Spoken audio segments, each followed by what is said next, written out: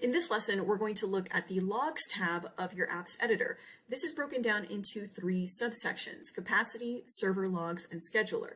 Now, all three of these are generally looking at performance monitoring of your application as well as back-end workflow monitoring. You know, when you're first getting started, you have a blank page and not very much is built out in your application and there's not a lot of activity.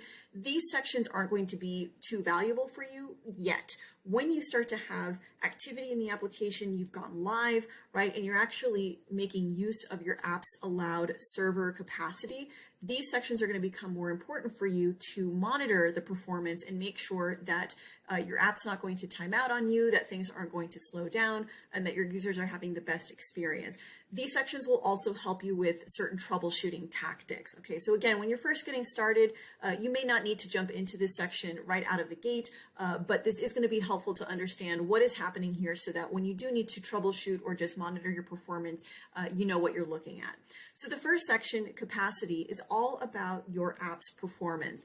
And more specifically, its usage of your app's allowed server resources. So the plan that your app is on will dictate how much capacity your app will have. And you can always upgrade your app to higher plans to get more capacity. You can also add on extra units of capacity on top of the plan that you have. You just want to take a look at Bubble's pricing page to understand what your options are there. Now, these charts here will help you understand how efficiently your app is using its allowed capacity. Okay, so I want to explain how to read these here. The chart on the right is going to show you what your average usage is for a given time frame. All right, so pay very close attention to the time frame you've added here. This is going to change the perspective of the chart. Right, if I do 1 week ago, then my activity is going to be a lot lower because on average over the full week, that activity is taking up a very low percentage. But if I do maybe 24 hours let's say ago, there we go, it will show me, a different representation of that time frame. Now I'm going to put it back to 48 hours ago because you'll see that within this time frame, we actually hit max capacity for almost 20 minutes here. So again, the time on the right, or the chart on the right, is just going to show you your average usage for that time frame. Now, if you have a regularly used application, you should see some activity here, and you want to make sure that this stays relatively low. It's okay if you see higher spikes of activity. That's perfectly fine. What you want to be careful with is once it starts to get closer and closer to that 100% level. Once you hit 100% usage, you are likely hitting max capacity. Again, this is all averages. It really depends on the span of time that these usage percentages happen within. So you might see 100 over here, but no max capacity activity on the left-hand side. If there's just constant nonstop usage that is hitting that 100 capacity level, then you will likely see a lot of activity over here on the left-hand side. So this left chart is going to show you when and for how long you hit max capacity, right? You're at an average of 100% for some extended period of time. And within the last 48 hours, this particular application was at max capacity for 18 minutes. And that's that little blip we see there. Now, it's okay if you have, a blip here and there. You don't need to panic. The app is not going to, be taken offline for a short max capacity moment. The first thing that Bubble is going to do is throttle the application, so which means that it's going to slow down. Okay, but if you have just a wall of activity where it's max capacity and it's not letting up, then at that point, the throttling will start to turn into timing out. So workflows will stop suddenly too, right? There's no organization to it. It's just going to, at some point, just kind of stop running. Pages might stop loading. And of course, we do not want to run into this situation, which is why these visualizations are here, so that you can be aware of, any potential bottlenecks that you may have built in your application that you can correct, right? Make things more efficient.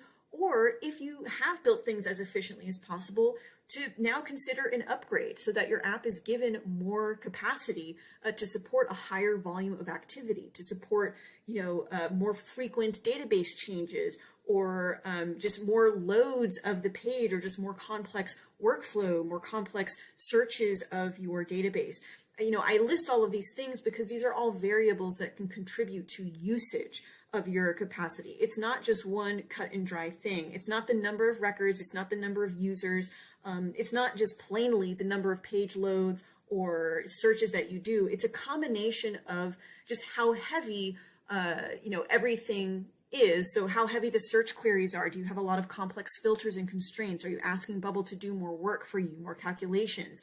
In combination with the span of time that those things happen. So you could have a lot of complicated things going on, but if it's spread out over 2 days, well, on average, you're not using very much capacity. But if you're asking Bubble to do a bunch of complicated things within 2 minutes, well, that's very likely to use a ton of capacity, in a short amount of time, and likely to hit your max ceilings there, okay? So you want to use these visualizations to help yourself monitor those things.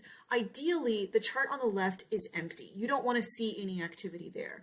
But it's okay if you see just very minor blips like this. The thing that you want to keep an eye out for is if you start to see consistent little blips. That means that something is regularly hitting max capacity and you should investigate. Now, how do we know what actually contributed to this max activity? Well, you can actually interact with this chart. I'm going to click on this little dot here, and Bubble will give me a visual breakdown of what went into, what was happening in the app at that time to help me understand and pinpoint, an expression in the application so that I can go and correct it. So you can actually click into this and drill down. So this is the top level kind of categories of what was going on. Web requests was the majority, then backend tasks. So if I click on web requests here, it's going to drill me down even further into more specific kind of subcategories of the web request. Right, there we go. Page loads, workflows, APIs, fetching data. This is the bulk of things, so probably some searches going on there. I'll click on that one, right? And that just kind of keeps drilling me down further and further and further up until I get to the point where it's taking me to the actual elements or expressions. I don't think I can go further from here. Yeah, this is kind of the end of the line, right? So if I can see at this level of detail what was contributing to those bigger slices of the pie, that gives me a better direction to know where to go make my corrections. So use this as a very helpful troubleshooting tool, or even just a general monitoring tool. Again, if you don't have a lot built out in your application, these activities, and by the way, you can also interact with this one on the right as well, they're simply going to show you what was going on. It doesn't necessarily mean that, just because it's nearly 100% of web requests, that's a bad thing. It just happened that within that time frame, that's all that was happening. So again, it can be a general monitoring or a way for you to troubleshoot potential timeouts from any max capacity moments. So we can see here within the last 2 days, the last 48 hours, I was at max capacity for about 18 minutes. Right, now down below we have a couple of other charts that are a little bit more general. So the number of workflows, you can actually see that the number of workflows actually correlates with my max capacity. This may not always be the case, right? It could be fewer workflows that are much more complex in their logic, but in this case it just seemed like we had a lot of actions running within a short span of time. If I recall, we were doing a big database update, and so that very clearly correlates there. We also have a page views chart. There's a couple of preferences that you can configure here. Another breakdown of your usage details for your server capacity. So again, I can click on this here, and I believe this one will actually take you, just depending on what you select, to the actual workflow or expression. It could even be like a condition that you may have in your designs, in your editor, so that it's a nice little shortcut for you. But this is another way to take a look at this, and you can also adjust the time frame and filter things down by categories. Okay, a few other metrics here around your workflows, broken down by date. Yeah, that's pretty much it. That's the capacity tab, right? So that's performance monitoring. Now, the server logs is a way for you to see, as a system admin, this isn't something that is exposed in any way to your front end users. You have to look at this through your editor to see all of the activity happening in your application with timestamps and who triggered it, right? These were backend workflows, so there's no logged in user associated with it. But if a logged in person, for example, clicked on a button, you would see their email address here. You would see the button that they clicked, the name of the workflow that was a part of that button click, and any relevant values that were associated with it. So this is kind of like the most granular logging that your app will produce for every single piece of activity that's going on in your application. So if you open up this advanced set of filters here, you can expand even more. So you'll see when conditions pass or don't when they have to do with workflows. You can see when something started running, or if something failed, if there was a server-side error,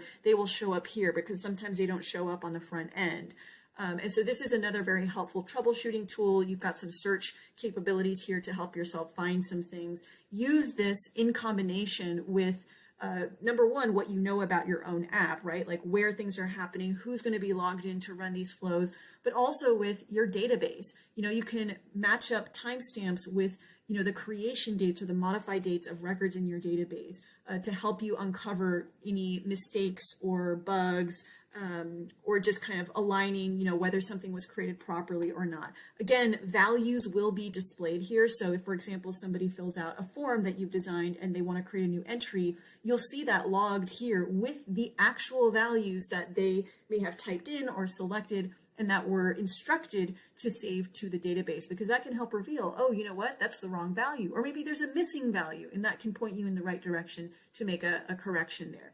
The plan that you are on will also dictate how far back you can go in your logs. Okay, so if I tried to do, you know, 2 weeks, 2 weeks ago to, let's say today, let's see if we can do this. Oh, it's because I have mixed expressions there. You see a bubble is telling me my plan only allows 24 hours of logs. So it'll let you know if you can go that far back. Right now it's just kind of taking me back to 1 day ago with these logs. Right, so here we have some values there. We were updating some internal content, and you can see all of the information there.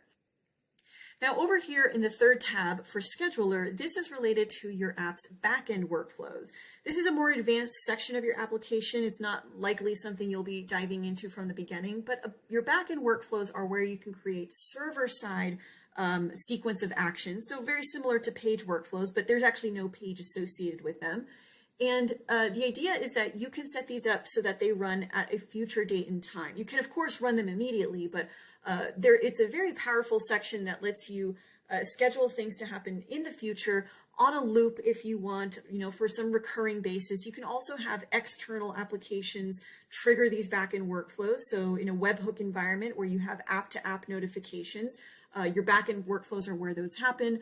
But when an internal user of your application, so I'm talking about any user, not just you, but people who sign up to your app, triggers an action that schedules one of these backend workflows. Let's say they want to schedule an email to be sent out to their employees every Friday, right? They get that set up. That scheduled event is going to be listed here. So that you can see what's coming up. There's a date and time stamp. Every event is going to have an ID that's generated for you. You'll have the name of the event that you set up in your backend workflows area. The user that triggered the event is going to be listed there by their email. And if the backend workflow has any parameters set up, you'll see those listed there with any values that were sent for that particular event. Now you can also see that you can cancel them individually. You can cancel them all at once.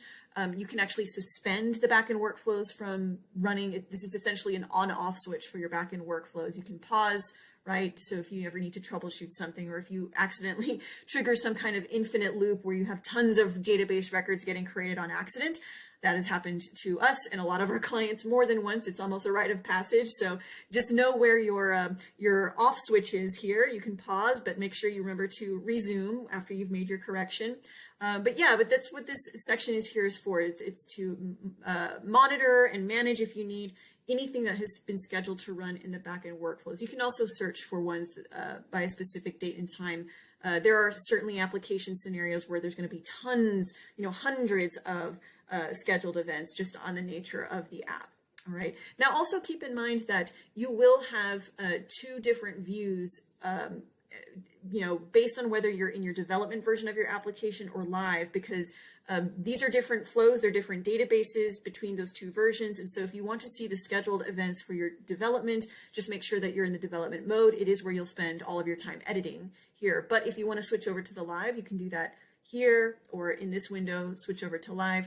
Then you can see these scheduled events that are happening within the live environment, because those are two separate environments.